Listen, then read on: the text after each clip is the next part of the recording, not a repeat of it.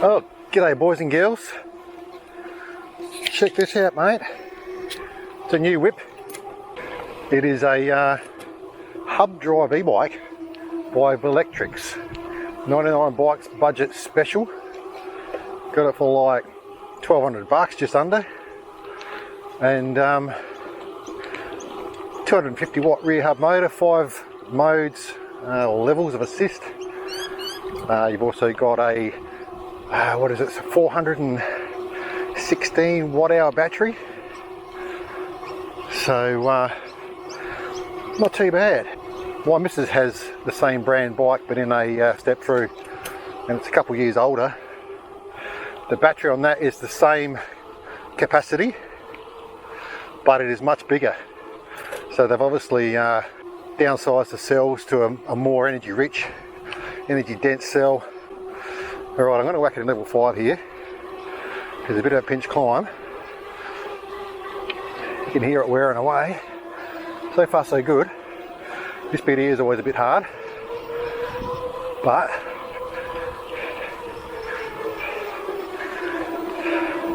that went alright actually.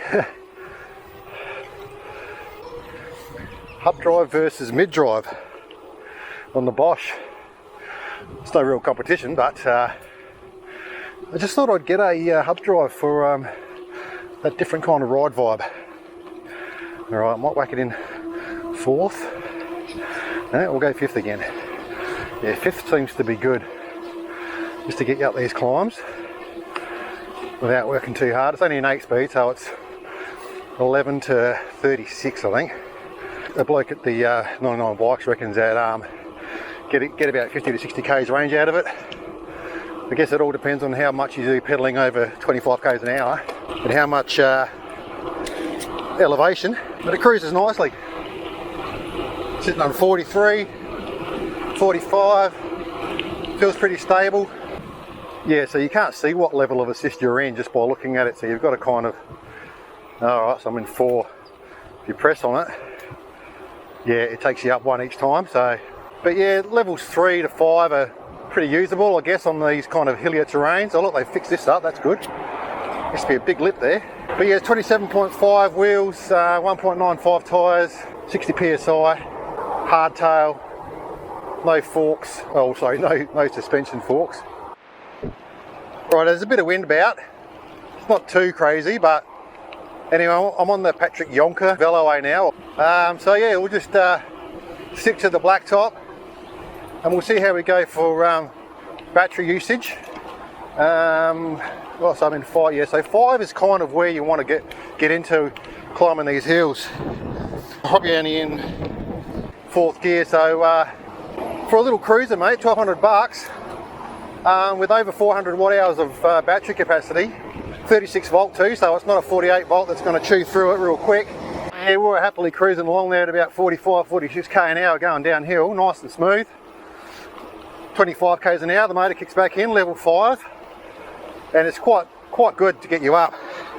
Still in 4th gear, and into 5th now. Not a massive incline this one, but cadence is quite low. Couldn't tell you what it is. There's no app with this bike, so it doesn't tell me how much assistance I'm using like the Bosch system.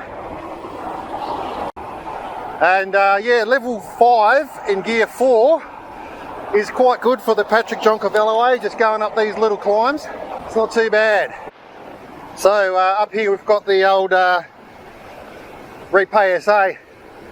What they should do is get him in here, getting all the bloody glass off the track, because that's my fucking worst fear. Pardon my French. So I'm finding the hub kind of sits, it keeps the speed up going up these little climbs. I think the speedo might be a little bit out. It's hard to say. 25 on my phone, riding with GPS, 27, 26 on the bike. But it keeps its speed going up the hill, which is good. So the thing I find with these battery indicators, it's more or less kind of like a range indicator because it fluctuates. So there's my battery level indicator, it's kind of gone back to full again. It was fluctuating as I was climbing, so it's kind of like a range indicator really, not like a battery percentage that you get on the Bosch. You've also got blue, green and red lights on the battery itself, which kind of tell you where the battery's actually at as well. So level 2 is kind of good for starting off with it if you don't want to, have a bit of a jolt. But as you get going, it's probably like riding an eco in the Bosch system. Level 1, yeah, not that much difference between both. Alright, so it's kind of weird then. All the way up to level 3 I didn't notice much difference until I kicked into level 4. Certainly different system to use. You've got to always be going through your levels to get the assistance you need. It's not dynamic like tour mode or the MTB. And you got to remember to chuck it down into first gear, because first gear isn't that bloody easy either. It's 36, not 51 teeth. So yeah, I think, to be honest, level 5 is fun. Level 5 feels good. Feels like EMTB, or yeah, it probably feels a bit more than tour. Probably like EMTB. And you're really only using it for the climbs, and then once you're going down the hills, it's not too bad. When you're on the flat, you're pretty much over 25 anyway, so we'll just leave it in that for now, see how we go. So once again, 4th gear, level 5 assist, and these Patrick Jonker Veloway bloody hills are quite enjoyable on this thing. You're still putting in some effort, but you're still having fun. Nice view of the Southern Vales. Yeah, these tyres roll really well at 60 psi. You can do 50 k's an hour pretty easily on the downhills and hold it as you come up. So we've done 16 k's and the battery level indicators are still on full. So it's kind of like a range thing, I guess, because it does fluctuate. As you go up the hills, it'll sort of fluctuate down to like 3, 4 and 3. Oh, level 5 took off pretty hard then. Right, back down to 3. So yeah, so far so good. Quite liking this bike. It's pretty cruisy. Tyres look like they can handle gravel pretty well, but being a hard, rigid bike, yeah, I probably won't do too much of that unless it's ultra smooth, and I won't be trying to get up that hill like I normally do on the EMTB either. But we'll take it around the wetlands here at Onkaparinga and see how we go, eh? Well, it's kind of effortless. I've got a bit of a headwind, and I'm sitting on 24, 25, well, between 24 and 26, whichever one you want to believe, in pretty much 6th gear, and it doesn't feel like I'm going this fast. So we're on the gravel and we're on 60 psi, and it's a rigid frame, so it'll be interesting to see how it goes. Let's go into level 5. It's not too bad. A little bit of air out, I'll probably be alright, but I'll just keep it in there for now. I won't do any of the crazy stuff, not that there's much of that here anyway, but hard cornering and those little downhill bits and stuff. It actually feels reasonably stable in the corners with these tyres, and it's rigid and quite bumpy, but 25 k's an hour, 30 k's an hour, it's not too bad. So yeah, so far with this bike, what I found on the Patrick Jonker Veloway is that 4th gear, level 5 assist, you could easily get up most of the hills there at around about 23 to 25 k's an hour. And on the downhills, when you started putting it into top gear, which is gear number 8, you could easily hit sort of 50, 52 k's an hour and pretty much carry that momentum up with the next hill, which was pretty cool. Battery level indicator still on full, but it fluctuated up and down on the hills, and I'm just on level 5 here and it's not fluctuating at all, so it probably only really does it when it's sapping energy up the hills. So there's a battery level indicator on the battery, which is literally just a blue, green and red, which indicate percentages. Oh yeah, she's bumpy on this stuff. 60 psi in these tyres. Alright, but we're in level 5, so should be able to get up all this kind of stuff, no worries, without breaking any land speed records. Yeah, so if I let a bit of air out on these tyres for this kind of riding, probably wouldn't be too bad. But just want to see how it goes overall as a cruiser and leaving the tyre pressures as they are. Mount Osman, eh?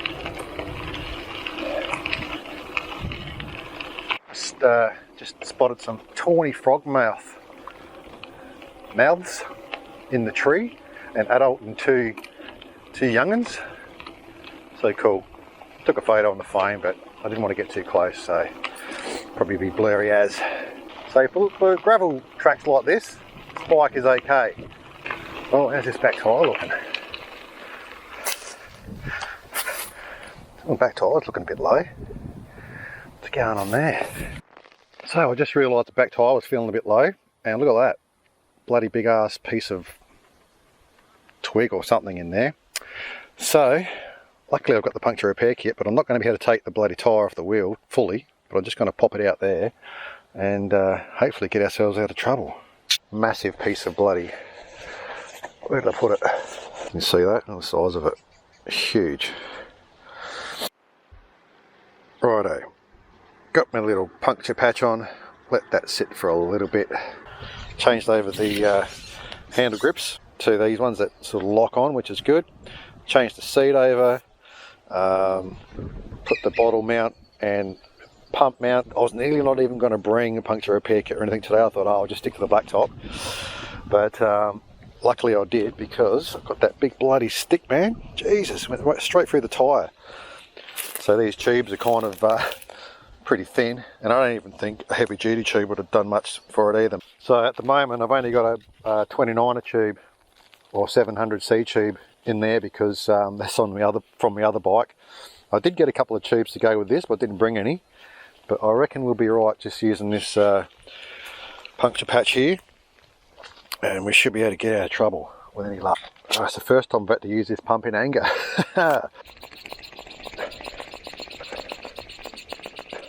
Righto, we'll get out of this gravel spot littered with little twigs that can puncture my tyres and go to the servo at Seaford, pump the rear tyre back up, stick to the black top, and see how much further we can go.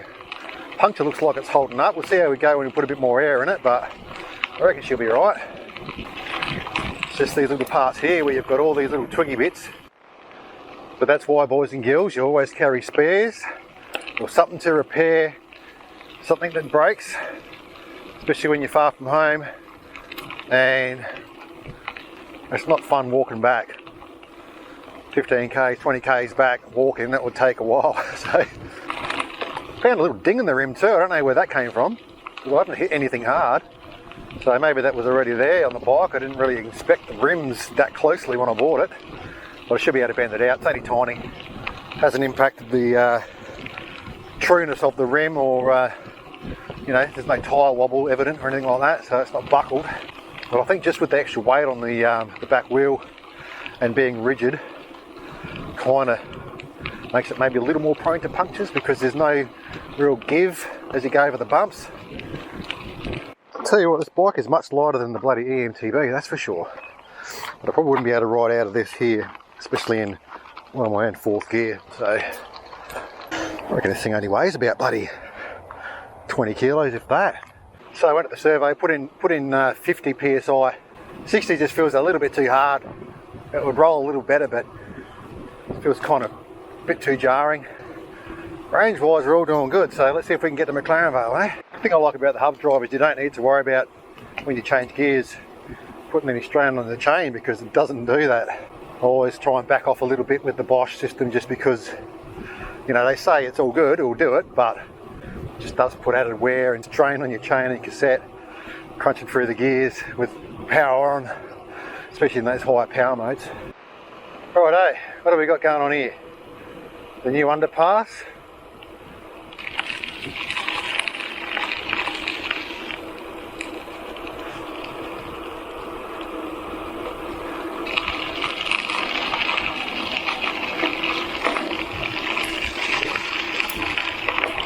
Looks pretty good. I don't know why they tell you to dismount. Cyclists dismount. What do they think we are? One of my favourite bits of this trail, Coast of Vines. Yeah, are these magpies up for it today? Thought they were almost finished actually. What's with the tyres, mate? Well, I've done almost 28 Ks and the battery bars are still sitting on 5 out of 5 bars. Battery itself still on blue, so it's pretty good. It's hardly touched it, from what I can tell at this point anyway. Righto, so we're just on 30 Ks, which means it's a 60 K trip back. Probably just less, a little bit less, because I won't go through the wetlands, but bloke in the shop reckons about a 60 K range. So we'll see how we go with that. All the lights, I've only just sort of lost one light on the meter here. So yeah, not too bad. Might just spin around and head back before I get too cocky and run out of battery. So we've got a few climbs to tackle on the way back. So without being too cocky, let's just see what I end up with battery wise at the end of this ride, which will be close to 60 Ks. Might even do a little bit extra around home. We'll see how I feel when I get there. But I'm going to leave it in level 5 and just see how we go. So we've just gone down 1 bar. We're on 4 now, which is kind of permanent from this point onwards, because we're doing over the speed limit of the motor. See how we go. Still on level 5, kicking when the hills do. Well, it was just fluctuating in between 5 and 4 bars, so yeah, it's obviously still on teetering on the 4.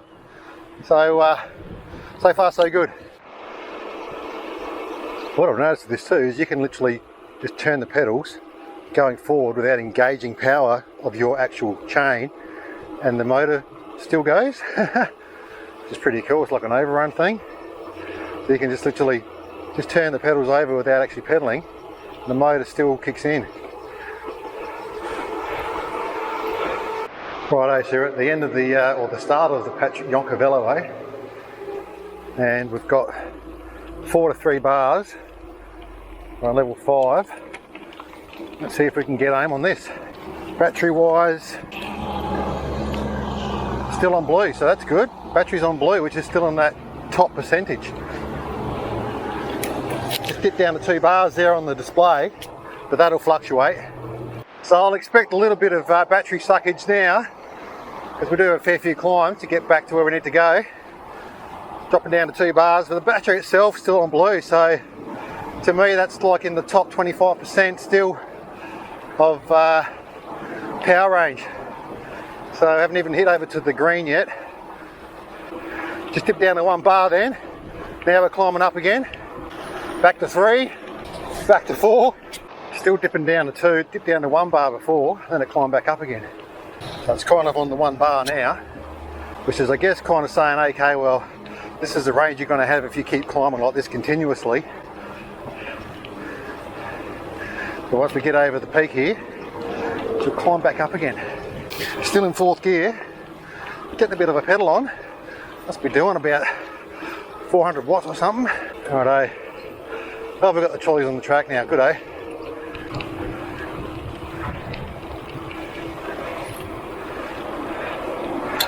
Alright, back up to 3 bars already. Big climb, well this is one of the big climbs. I'm in 2nd gear doing about 19.5, 20 k's an hour. Just hit the green light on the battery now. Pretty happy with that so far. Done about 50 k's, 48 k's. I do like how this thing climbs. I'm doing about probably 80 RPM cadence wise, a bit hard to say. Level 5. So this track is just getting worse with all the bloody lumps and bumps. And 25 k's an hour going uphill, that's pretty good. 4th gear. 25 k's an hour, 4th gear going up a hill. Not sure on the grade. I'll look back later, right with GPS, but pretty happy with that. We're doing 80, 90 RPM on the cadence. Just guessing that. Righto, so I've just noticed we're on now the red light on the battery. So all that climbing sucked up a little bit. So I was debating whether or not to go all the way to Majors Road and back, but we're sitting on 52 k's and quite a bit of elevation. So I'll head home and we'll see how we go there, battery wise. Alright, so this is kind of the last climb. I'm thinking this one might maybe get the red light flashing, we'll see. Oh well, not flashing yet. I don't know whether I need to press it first.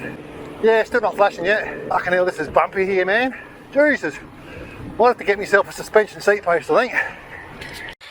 Righto, so we've done 62 k's and we just... Oh, it was actually flashing red before, just before I pulled in the driveway, but now it's stopped on red, so it's obviously getting down to the last 25%. So there we go, the VelectriX Cruiser. It's surpassed its acclaimed range, and I would have done a fair bit of elevation today. We'll check that out on the map, put it up on the screen for you. But yeah, quite impressed with it, to be honest. For a $1,200 bike, e-bike, can't complain. And looks cool too. I do like these tyres. Yes. Anyway, whack it on charge. I reckon 4 hours, so I'll put the timer on for that and we'll see how we go. Anyway, cheers for watching. I'm cooked.